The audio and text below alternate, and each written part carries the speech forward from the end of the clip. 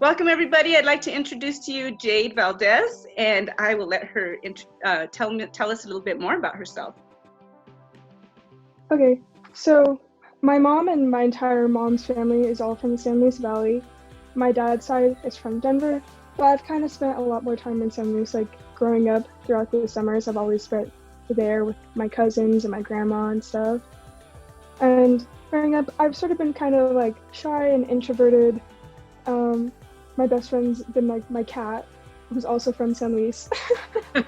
And I've grown up with 3 brothers, so I'm kind of a tomboy, like video games, sports, cars, motorcycles, all that. I really am interested in like technology and like how it works and sort of like the history of how it came to be and things like that.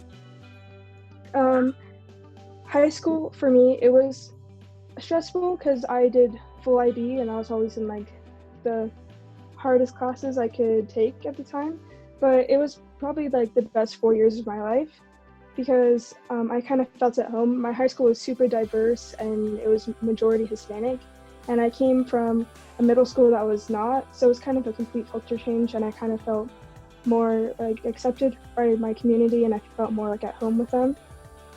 And it was also really interesting because with the diversity, I got to meet a lot of people from different backgrounds, religions, like ethnicities, and it sort of like opened my eyes to the world a little bit more, I think. And I got to learn a lot about like the world from other people's perspectives than just my own bubble that I was in. And I also kind of learned a lot about myself too, because I learned a lot of activities that I thought I'd never tried before. And I saw how far I could push myself and how hard I could work. And I sort of learned like how to get things done. Nice. So can you explain a little bit, what does the IB program stand for, and tell me a little bit about it? So the IB program, it stands for International Baccalaureate, and it's international all around the world. It's like honors classes, and it's basically college classes.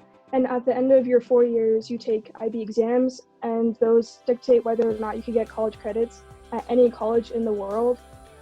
And it's really good because it's very focused on like learning internationally and about the entire world, and it connects all of your subjects together. So when people complain like, I don't understand why algebra is going to help me in the real world, IB kind of shows you how, and it has more classes and skills that you learn that'll actually help you in real life, I think. And it prepares you a lot for college. Yeah, it's very rigorous, right? Very rigorous, very demanding. Yeah.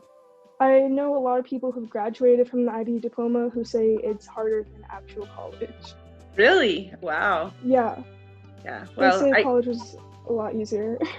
I taught IB Spanish at all levels. I taught IB Spanish 5 at one point, and I know how rigorous and challenging it is. And I know the students that were in those programs were spread very, very thin, but they were also very well-rounded and very focused, and they got their work done no matter what, and they still danced and they played basketball and they did all these extracurricular activities. And so the students that go through that program are pretty amazing. So I'm excited to hear more about what your IB life was like and what kinds of things did you do. I know you have to take another language other than English, so what program did you follow while you were there?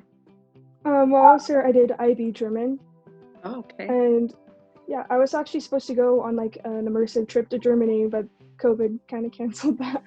Well, so tell me about first why you chose German. You didn't choose Spanish?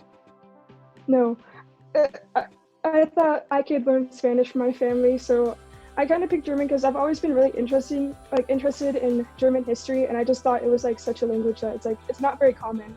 So I felt like it's more out of the box if you know German than like French or something. Nice. And I've always wanted to visit Germany. So tell me about what happened with this COVID thing.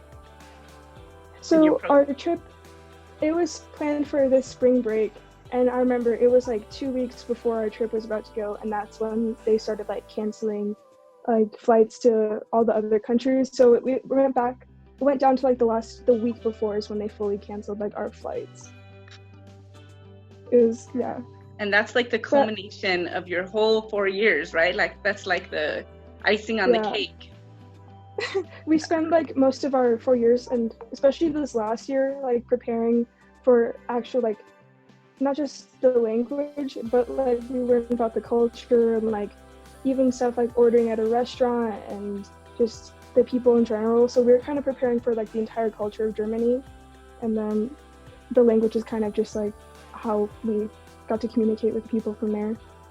We were all gonna live in like a house there and like in a small town instead of like a big city like Berlin. And so we could like go to shops, and he was gonna have us like practice like buying stuff from restaurants and stores and stuff. That sounds awesome. Well, I hope Yeah. you get to go to Germany eventually because it'll be an Yeah. experience you'll always remember. You'll never forget it. It's so, so cool. Yeah. But this time, maybe you can do it in college and you can actually do a whole semester there. You know, you could spend Yeah. I was six thinking about months. that. Yeah, yeah. I mean, it's an experience that you'll never forget for sure. So I hope you Yeah. get to do that. So tell me a little bit more about your extracurricular activities, or your some of the accomplishments that you had while you were in high school. So, all 4 years in high school, I did varsity basketball. And in my senior year, we actually made it to the playoffs for the first time in 18 years. And we hosted a playoff game at our school for the first time in 18 years. And it was kind of a big deal because my school has like sort of a bad reputation for sports. And so it felt good to like kind of prove everybody wrong that this small little minority school can make it in the big leagues. That is so awesome. So what do you think? What was the difference from the 18 years to now? Like, what did it take to be able to get to that point? I really think it just took like the motivation of my teammates and kind of just being sick of like the reputation we have and wanting to prove people wrong. For me, like in a lot of things I do, not even just basketball in school, it's more like I want to prove that I can do it because I know I can, and just putting enough work into it, like a work ethic of my whole team really just pushed us through this almost 20 years. Yeah, that is so awesome. So how did you balance the rigor of IB plus doing all that practice? Because I know it takes a lot of practice with, with your team Yeah. to get to that level. So how did you balance all of that? It was hard, but if you like, all I had to do was just focus on like planning ahead, because I would have to balance like different assignments from classes. So I kind of have a schedule of when I have to go to practice, when I had to go to rehearsal for like theater, and when I had to do projects. And it came to a lot of late nights, but in the end it was kind of worth it because I knew the end product would be worth it. So I kind of just pushed myself through as best I could. And I would basically always be working or in practice or doing something. Wow. So just planning ahead and being organized with your time. Yeah. Yeah, like there was no room for messing around or procrastinating. Sounds like. No. Yeah. If you procrastinate a little bit, it's a lot of all-nighters ahead. Yeah, so it's better just to get it done right away, huh? Yeah. Yeah. So tell me one of your best memories or a shining moment that you can remember. One of my best memories from high school I can remember is I actually became vice president of our theater club. And it was kind of a big deal for me because all my life I've been very like introverted and shy, and in theater it was kind of like the exact opposite. And it was like nobody really expected me to be doing like plays and musicals, so it felt good to be a part of like a leadership position, to kind of be like, yeah, I've been shy, but I can do this too, and kind of push myself outside of my comfort zone. Kind of surprised everyone. Wow, so you are an academic, you're an athlete, and an actress all at the same time. That's pretty awesome. Very, very cool. So tell me about an obstacle that you had to overcome, or maybe it's a little bit more about how you overcame your shyness and doing theater. Yeah, I think that was a big obstacle that I overcame. Mostly from my middle school, I kind of felt like I didn't really have a voice because I was different than everyone else. And so in high school, I found theater where everybody is very different from each other.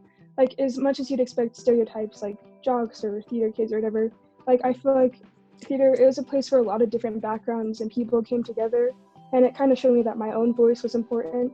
And I kind of came out of my shell and sort of found like a little support group and a place to express myself.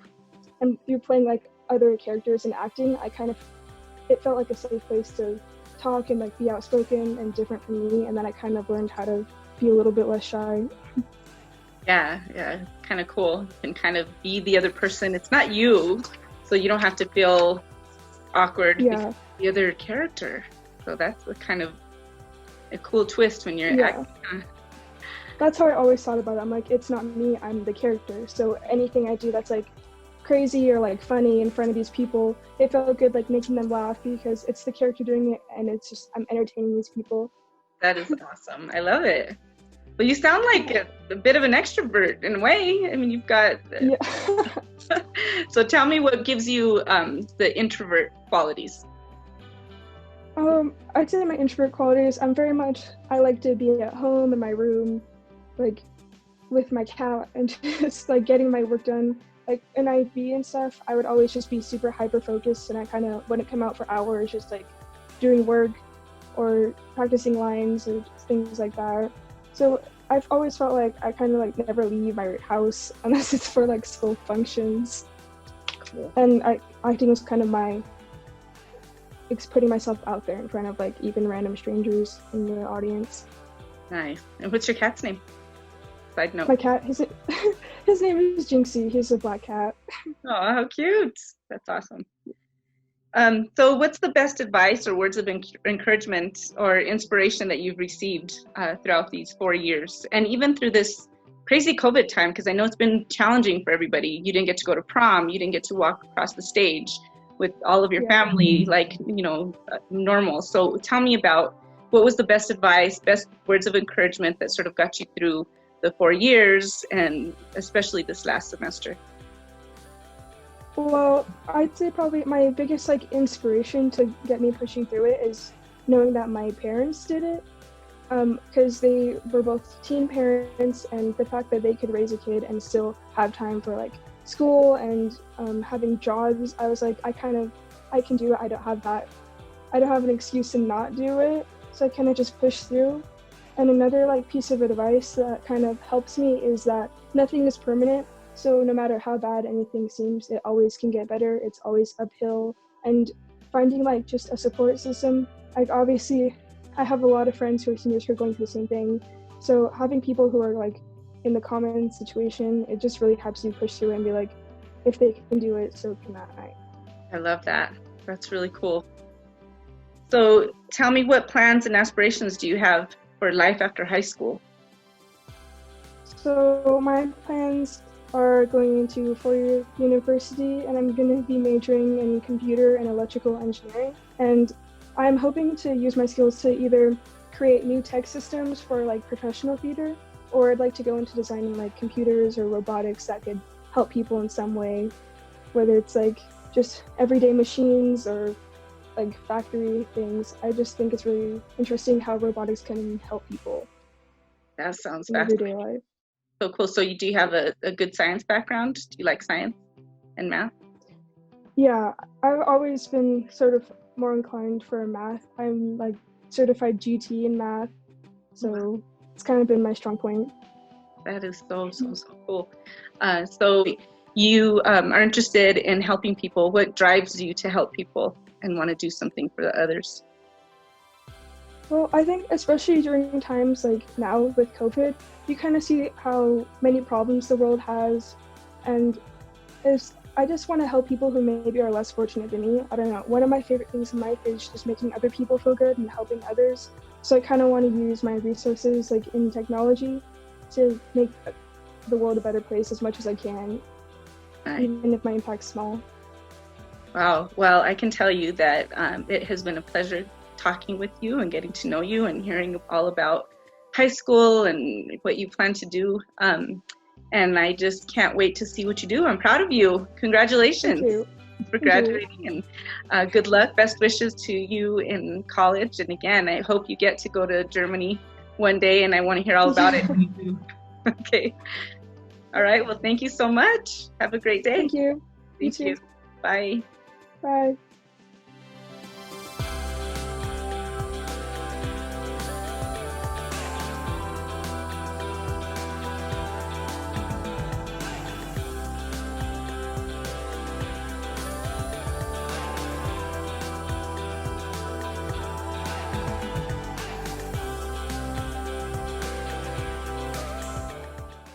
This has been a Liante Legacy production and the Successful in the SLV series. Stay tuned for more.